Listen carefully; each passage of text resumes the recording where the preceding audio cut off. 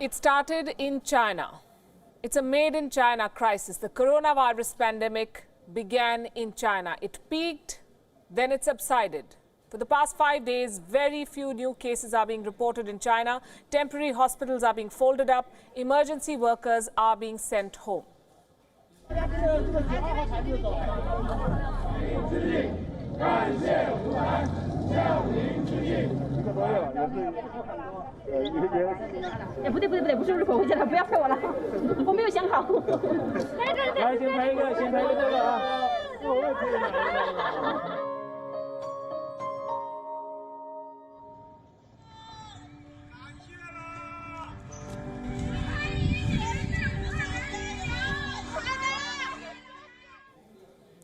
So China is recovering, but the rest of the world is struggling. There are more than 200,000 cases worldwide now. The figure has doubled in 2 weeks. More than 8,000 people have died. More than 82,000 people have recovered.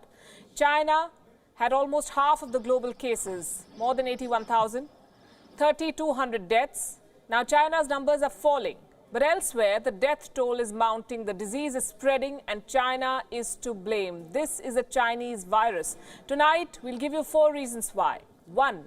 China ignored reports of the virus for weeks when it was first reported. 2.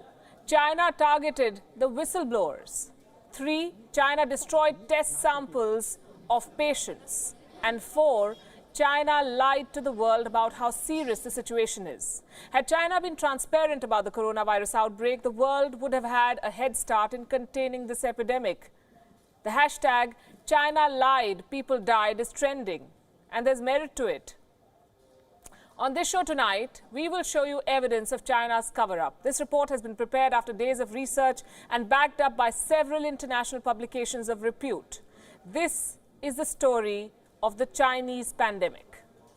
The first cases trickled into Wuhan's hospitals almost 3 months ago. This was in December 2019.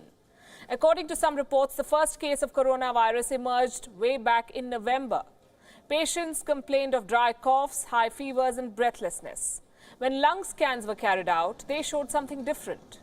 This was not your usual pneumonia. The patients continued to get more sick and more people became infected. The virus was spreading. But authorities looked the other way. A. Fen, the director of Wuhan Central Hospital, decided to carry out some tests, and her account was later published in China News Weekly. It's a Chinese magazine. The tests came back by the end of December. The results indicated a SARS-like coronavirus, a new disease that was rapidly spreading in Wuhan. Other doctors began reporting similar cases. One of them was Dr. Li Wenliang. This is the man on your screens. He noticed the early reports. Dr. Li was an ophthalmologist at the Wuhan Central Hospital.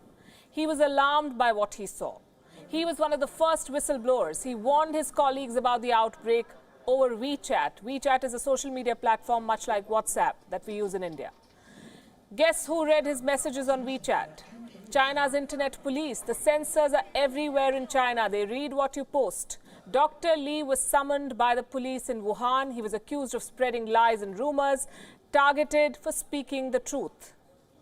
Dr. Li died last month. In February, he continued treating coronavirus patients as the government continued to target him. By now, it was well established that there was a disease outbreak in Wuhan. There were several patients and authorities had collected several samples. Researchers were carrying out tests and Beijing had been informed. They knew what was going on, and that is when the cover-up begins. On the 1st of January this year, an employee of a genomics company reportedly received a phone call from an official. This is a very important turn. This company was involved in the testing of the coronavirus samples. The Hubei Provincial Health Commission ordered them to stop the testing.